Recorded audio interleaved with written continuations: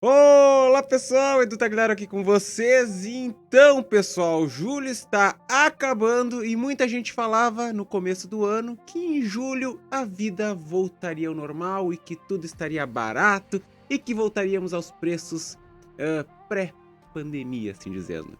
Mas, como nós podemos perceber, isso não aconteceu e as coisas até que estão um pouco melhores, mas não podemos simplesmente nos iludir.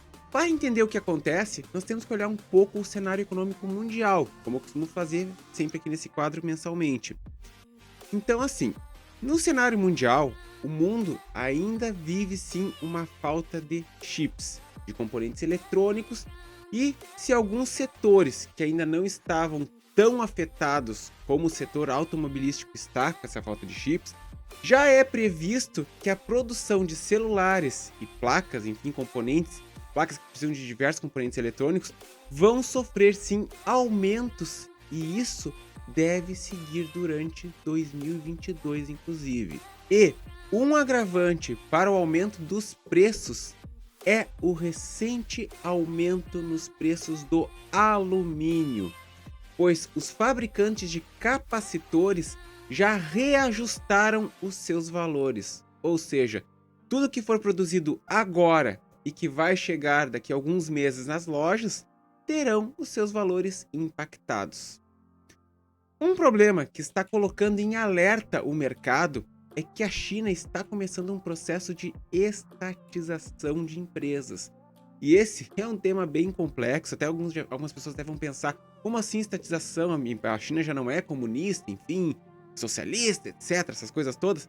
Pois bem, como eu falei, isso aqui é um tema muito complexo, mas que eu vou abordar aqui nesse vídeo de uma maneira bem simplificada, até para facilitar um pouco o entendimento e para ir justamente no que nos interessa de fato. Mas assim, o que está acontecendo é algo que pode e acho que vai sacudir mesmo o mercado. Pois quando eu menciono estatizar, eu me refiro ao fato de o governo estar interferindo em empresas que têm capital estrangeiro. E isso já está acontecendo em empresas do ramo educacional. Em outras palavras, a China não quer ver mais o dinheiro saindo do país. E isso deve se estender a outros nichos, onde, de uma maneira grosseira falando, vamos dizer assim, o objetivo é transformar as empresas em estatais e elas mesmas produzirem como donas do produto. Então o que acontece? Existe sim um alerta mundial para que os investidores não coloquem dinheiro na China.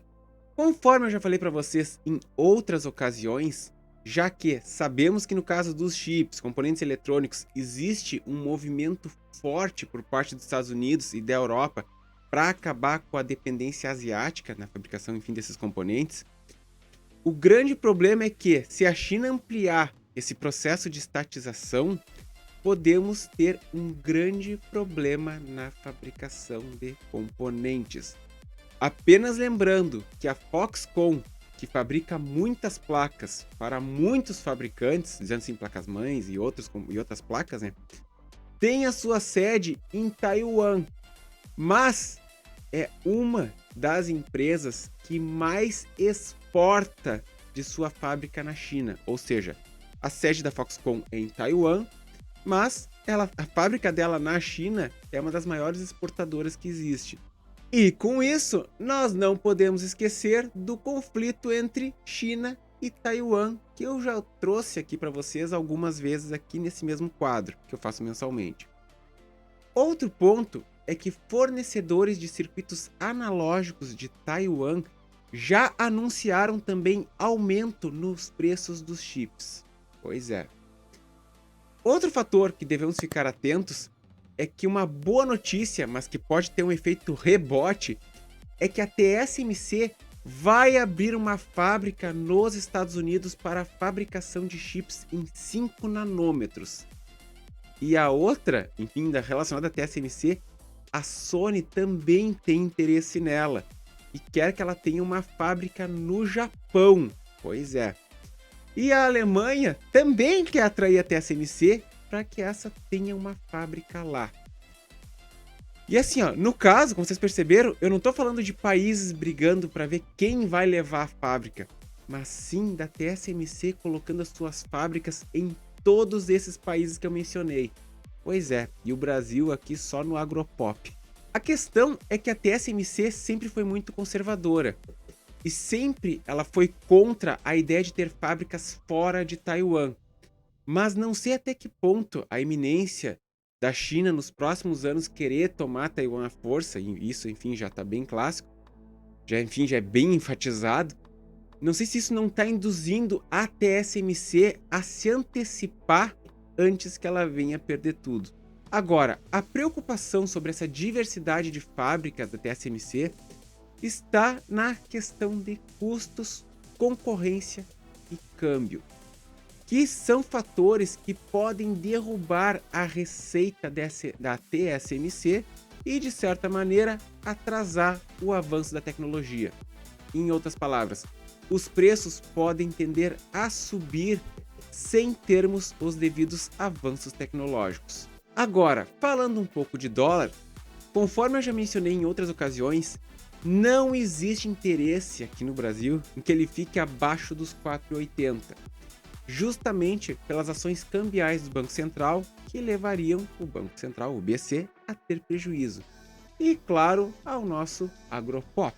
Mas agora vamos falar de hardware, que é o que realmente interessa, né? Um item que vem demonstrando que pode baixar os preços são os monitores, pois já é possível encontrar alguns monitores de 32 polegadas Quad HD por menos de R$ 2.000. Os monitores, assim, se a gente parar para analisar, eles tiveram seus valores muito inflados, muito inflacionados mesmo. Principalmente com o fato dessa questão da pandemia, muita gente ter comprado um segundo monitor para usar para trabalhar, assim como também teve a demanda, vamos dizer assim, necessidade dos 144 Hz. Então muita gente comprou um monitor novo com maior frequência também. Então isso fez com que os preços literalmente explodissem. Então assim, ó, o que está acontecendo agora? É que os valores eles estão deixando de estarem tão inflados como eles estavam. Então nós não estamos tendo de fato uma redução nos preços. Passando para os processadores, pelo lado da Intel, os i3 e i5 de 10ª geração estabilizaram nos preços. Então quem estava esperando uma queda maior por causa dos processadores de 11ª geração deve ter se frustrado um pouco.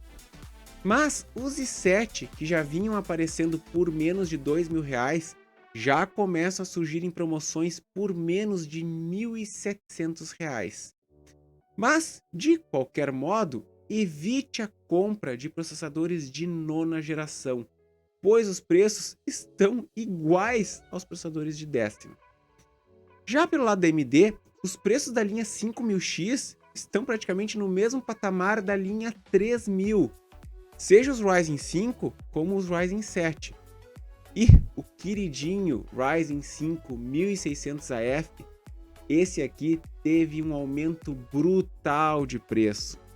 Então a dica é o seguinte, se for montar um Ryzen, foque na linha 5000 nesse momento. Já nas placas-mãe, repetindo o que aconteceu na edição passada aqui desse quadro, os preços seguem estáveis.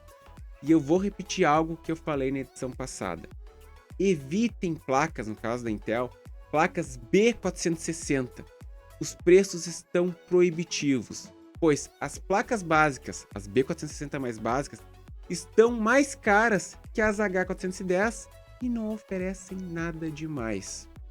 Já os modelos mais caros de B460, que seriam mais elaborados, chegam nos preços das placas Z490. Então essas acabam sendo uma melhor opção, até por uma questão de oferecerem mais recursos. Outras placas que também devem ser evitadas são as B560, justamente pelo mesmo motivo das B460. E a recomendação é igual, é a mesma. Só tem um detalhe. Preste atenção no caso de você usar um processador de 11ª geração em uma placa Z490, pois para funcionar ela vai precisar estar com a BIOS atualizada. Já nas placas para AMD, o custo-benefício segue sendo as B450.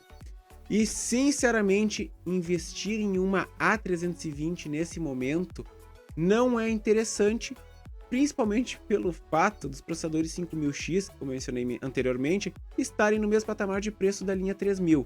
Ou seja, invista já em placas que suportem a linha Zen 3. Passando para as memórias RAM, pegando os módulos de 8 GB, modelos a partir de 3.200 MHz e abaixo encontram-se até por menos de R$250.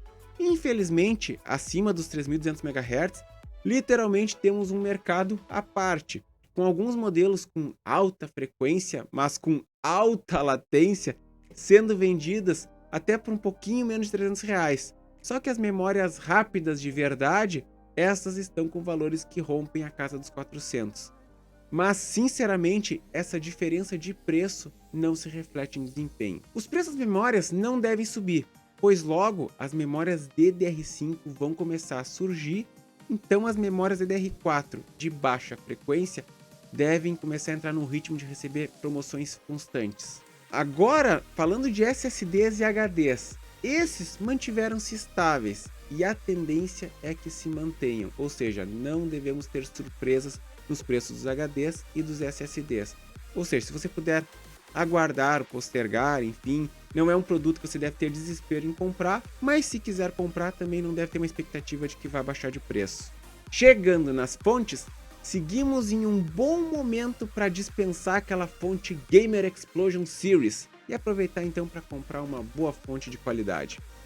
Por menos de R$300 se encontram excelentes fontes. Então, realmente, eu acho que assim, ó, esse é um item que vale a pena investir o rico dinheirinho. Falando agora de gabinetes, os modelos abaixo dos R$300 voltaram a aparecer. E os modelos na faixa dos 300, 400, que haviam subido um pouco de preço, voltaram aos valores que normalmente haviam sendo praticados. Então, o que nós podemos concluir sobre os gabinetes é que tivemos sim uma falta de gabinetes baratos no mercado, mas que esses acabaram retornando e de certa forma acalmaram os preços. E agora nós chegamos no momento mais esperado desse vídeo, que por sinal acho que vem sendo o momento mais esperado desse quadro já há alguns bons meses, que é o preço das placas de vídeo, no caso das GPUs. E sim, elas baixaram mais um pouco de preço aqui no Brasil ao longo desse mês de julho. Tanto é que nesse mês mesmo eu cheguei a fazer 2 vídeos falando sobre esse assunto. Exemplificando um pouco, nós vamos entrar agora o mês de agosto com a RTX 3070 Ti rondando os R$7.000, R$7.500 e a RTX 3060 Ti rondando os R$6.300. Já a RTX 2060 vem aparecendo, ela vai entrar agosto algo na faixa dos R$3.000, R$3.500. Já a 3060 rondando a faixa dos R$4.500. Já pelo lado da AMD, eu diria que o destaque seria a RX 6700 XT, que já é possível encontrar com preço um pouco abaixo dos R$6.000. Agora, uma informação que está sendo muito divulgada, lá fora principalmente, é que deve ocorrer uma inundação, assim dizendo, de RTX 3060 no mercado durante o mês de agosto. E tem um detalhe, nós teremos também o lançamento da RX 6600 XT. E esses dois fatores devem ajudar nos preços das 3060 como um todo, enfim, durante todo o mercado mundial.